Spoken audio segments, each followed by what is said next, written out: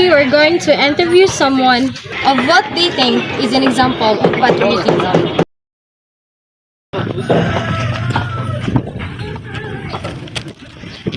Okay, excuse me, sir.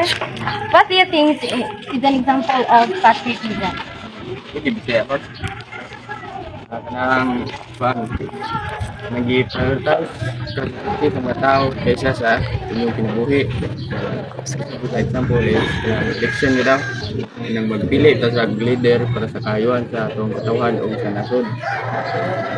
Thank you, sir. So, excuse me, ma'am. What do you think is an example of patriotism?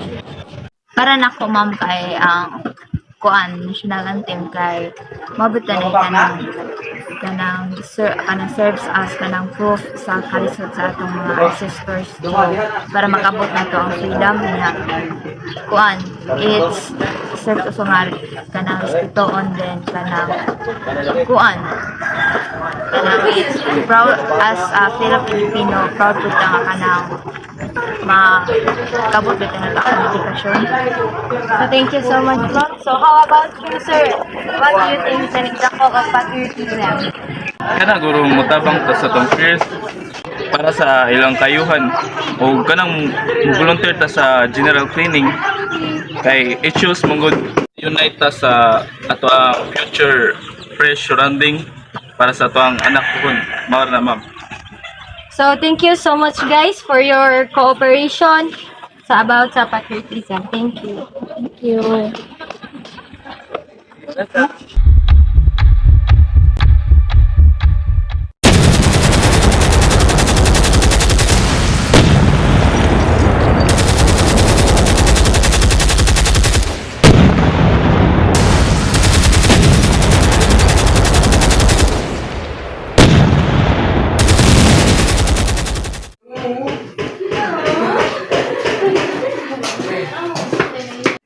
Sir, salamat sir.